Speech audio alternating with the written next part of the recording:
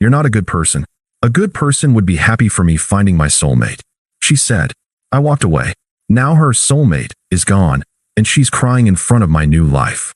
Hey viewers, before we move on to the video, please make sure to subscribe to the channel and hit the like button if you want to see more stories like this. Thanks. It's funny, the things you remember. I can still see the little den in the wall by the front door, the one I made trying to get a new bookshelf into our apartment. Claire had fussed about it for a week, then forgotten it entirely. I hadn't.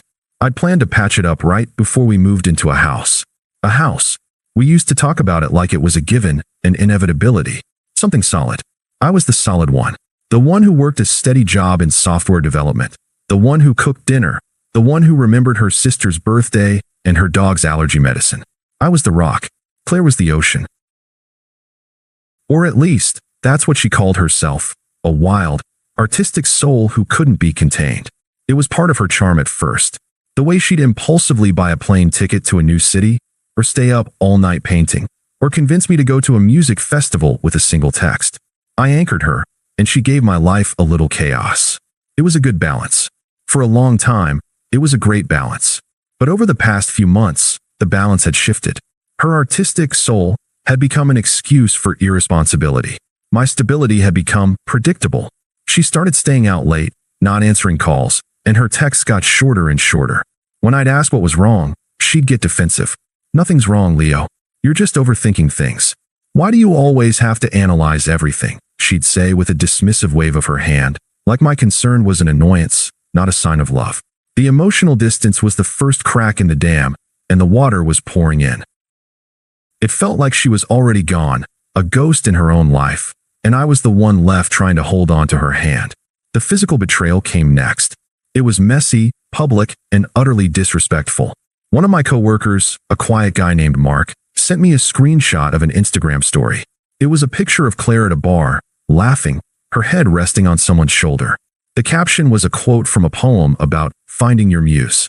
The muse was Liam, a mutual friend, or at least I thought he was a friend. He was a local poet, all skinny jeans and pretentious quotes, and Claire had been gushing about his deep, profound thoughts for weeks. I tried to dismiss it, to tell myself it was just a picture. A week later, another one. This time, it was a close-up of their hands intertwined, a bracelet I'd bought Claire clearly visible on her wrist. The caption was even worse. "Finally found a soul that speaks my language." The air went out of my lungs. I didn't get angry. Not yet. I just felt hollow. The kind of hollow that comes with the deep, sickening knowledge that something you thought was real has been fake all along. The last piece of the puzzle clicked into place, and it wasn't a pretty picture. The late nights, the short texts, the dismissive attitude. It wasn't a sign of her being a free spirit. It was a sign of her moving on, of her already having one foot out the door. The whole time she was in my life, she was looking for a replacement, and now she thought she'd found it. It was a humiliation by 1,000 quiet cuts, all before she ever said a single word. I didn't confront her about the pictures. I didn't need to. I knew. Instead, I waited. I knew she'd come home eventually, and I wanted to see if she'd have the decency to say anything. She came in around 11, humming to herself, smelling faintly of cheap beer and something else, something that wasn't our laundry detergent. She dropped her keys on the little table by the door, and the jingle of the metal was the only sound in the apartment for a long moment. I was sitting on the couch, the lights off, just the glow from the street lamp outside casting a shadow on my face. She finally saw me, and her humming stopped. "Oh," she said, her voice small and tight. "You're still up?" "Yeah," I replied, my voice calm, almost emotionless. "Couldn't sleep." She walked over and sat on the other end of the couch, a solid 10 feet of cushions between us. She didn't look at me, just stared at the blank TV screen. The silence stretched out, thick and heavy. I finally broke it. "Is everything okay, Claire?" She sighed, a dramatic, performative sigh that I'd come to hate.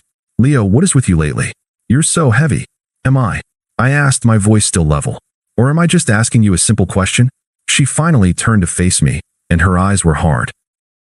The kind of hardness that says she's already made up her mind, and nothing you say will change it. "Look, I can't do this anymore. You're just so predictable. So safe. I told you, I need to live. I need passion and excitement, and honestly, you don't have that in you."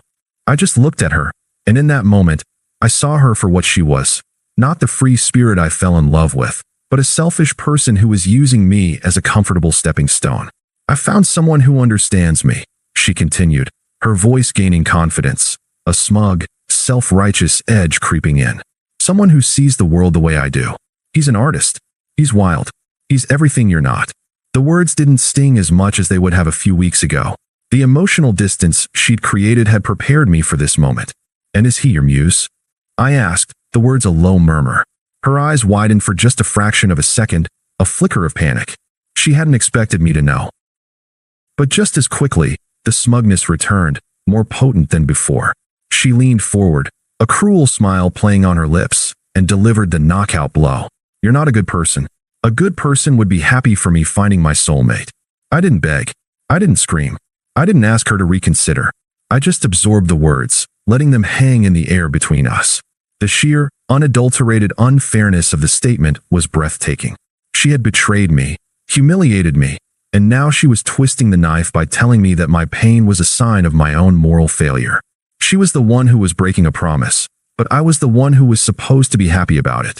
I stood up, walked into the bedroom, and picked up a bag. I began to pack, starting with the essentials, my laptop, my passport, my wallet, a few changes of clothes. She watched me, her smug smile finally fading as she realized I wasn't going to fight. I wasn't going to have a dramatic scene. I was just leaving.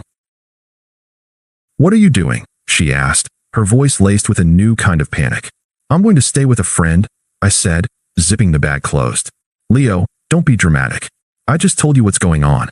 We can talk about this later. There's nothing to talk about, I said, walking to the door. You've made your choice. You're happy. I'm happy for you. I hope you and your soulmate have a wonderful life together. And I walked out the door, leaving the silence, the dent in the wall, and her gaslighting behind me. I didn't turn back. The next few months were a strange kind of purgatory. The first few weeks were the hardest. I had left the apartment with nothing but my laptop bag, so I was staying on a friend's couch, the one he had in his spare room. The silence was my choice, a fortress I built to protect myself from the chaos she had left behind. I threw myself into my work. My manager, a sharp, no-nonsense guy named David, noticed the shift in my focus. I was the first one in the office and the last one to leave. I was building new frameworks, streamlining old code, and generally making myself invaluable. The focus was a relief, a way to channel the energy that would have otherwise gone into mourning a relationship that was built on a lie. My life became a simple, beautiful routine of work, the gym, and quiet nights spent reading or watching a movie with my friend. I learned to enjoy my own company again. I found a small apartment, just for me, and decorated it with a sense of peace and purpose. The dent in the old wall was a distant memory. Claire's world, on the other hand, was built on sand. Word began to trickle back to me through an old friend from college who wasn't in our mutual circle. He'd hear things from people who knew people. At first, it was the usual honeymoon phase stuff. Liam and Claire were everywhere. New art shows, pretentious coffee shops, and late-night parties. They were the it couple, the free spirits who had broken free from the shackles of convention. I would be lying if I said I didn't feel a pang of something akin to pity. I knew Liam wasn't a good guy. He was a charlatan, a man who fed on the energy of people like Claire. And then, just as suddenly as it began, it all started to fall apart. The first sign was when Liam's ex-girlfriend started posting on Instagram. She didn't name Claire, but the post was clearly directed at her.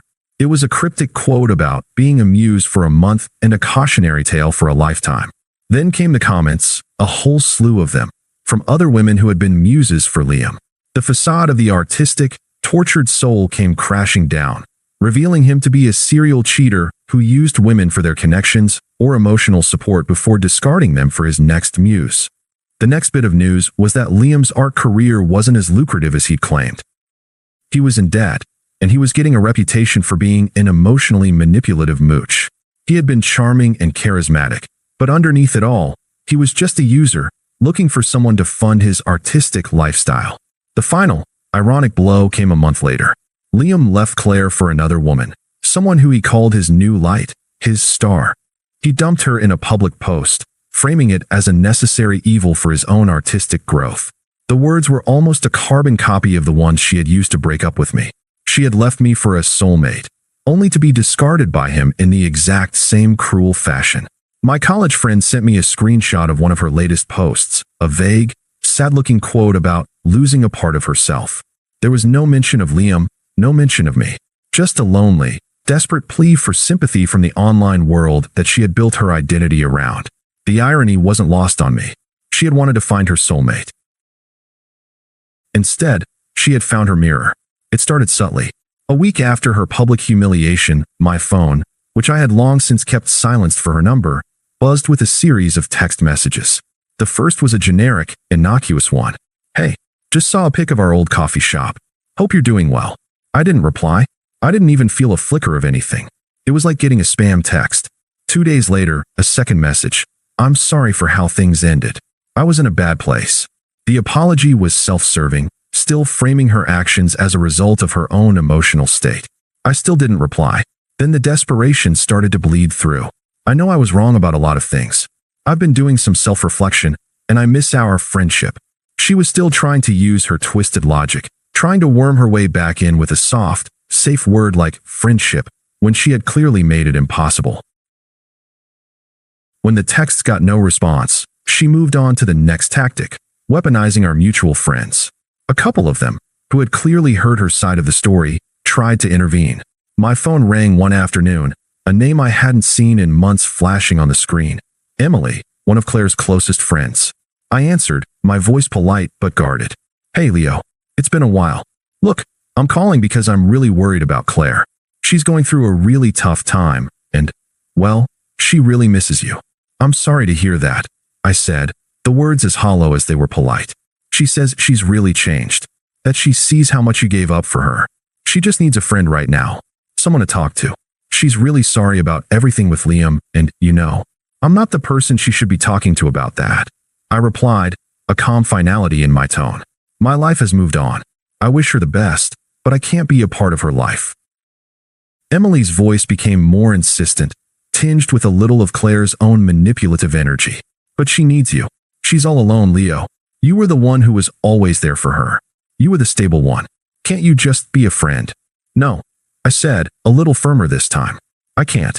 And if you're a true friend to her, you'll encourage her to find help on her own, not to lean on a person she hurt." I hung up the phone before she could respond, blocking her number too. She even got my mom on the phone. My mom called me, sounding a little flustered. "Honey, Claire called me. She sounds so sad. She said she made a terrible mistake. Are you sure you can't just talk to her?" "Mom, I'm fine," I told her. "I've moved on. You don't need to worry about me. Claire is an adult, and she needs to deal with her choices herself. Please don't call me about her again." The final attempt at reconciliation came a few days later, a call from an unknown number that I foolishly answered. It was her. Her voice was raw and ragged, not the smug, confident voice I remembered. It was the voice of a person at the end of her rope. "Leo, please. I need to see you. I'm so sorry. He used me. Everything he said was a lie. I was stupid. Please, just talk to me." "No," I said, cutting her off. "I have nothing to say to you." I hung up, and that was the last I heard from her directly. Until tonight. I was at a work gala, a big event for the tech firm. I had just been made a partner, and my new team was all congratulating me. I had on a new suit, and my life felt a million miles away from the chaos and insecurity of the past year. I was talking to Sarah, the new woman in my life. She's smart, funny, and grounded. We were laughing about a mutual friend when my laughter died in my throat. Across the crowded room, standing alone by a drink station, was Claire. She looked different. Her clothes were a little disheveled, her makeup was smudged, and she had a hollow look in her eyes. The confidence that had once radiated from her was gone, replaced by a desperate kind of sadness. She saw me, her eyes locking onto mine, and she started walking toward me. Sarah, sensing the shift in my mood, followed my gaze. "Everything okay?" she asked, a gentle hand on my arm. "Yeah," I said, looking her in the eyes. "It is." Claire reached me, her face a mess of emotions. She looked past me, at Sarah, a flicker of raw, undisguised envy in her eyes before she returned her gaze to me. "Leo," she whispered, her voice cracking. "I need to talk to you. Alone." "We're having a conversation," I said calmly, gesturing to Sarah. "And I don't think there's anything left to say." "Please," she pleaded, her voice getting louder. "I was so wrong. I was so stupid. He wasn't who I thought he was. I want to be your friend again. The way we used to be." I felt her reach for my arm, but I subtly took a step back. I looked at her, not with anger, but with a complete and total lack of emotional connection. She was a stranger to me. I took a deep breath, and I chose my words carefully. I didn't want to hurt her, but I also had no desire to lie. Claire, I began, my voice quiet but firm. I don't know who you are anymore. The person you left, the one who was a victim of your actions, he's gone. That experience, it was a catalyst for me. It showed me what I deserved, what I needed to build for myself. I learned a lot about what good truly means and what it looks like in a relationship. I built a new life, a good life, a peaceful life.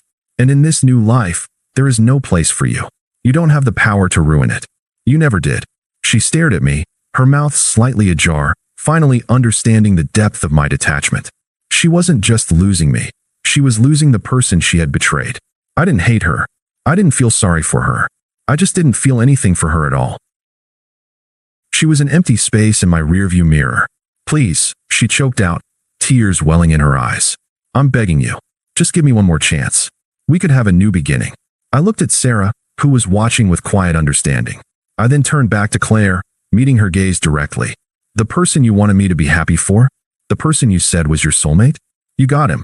You got your artistic, exciting, unpredictable life. And now you see that it's just a lonely, selfish one. My life is right here. My peace is right here. I don't need a new beginning. I'm already in the middle of a great life, and you're not in it. I turned, took Sarah's hand, and walked away.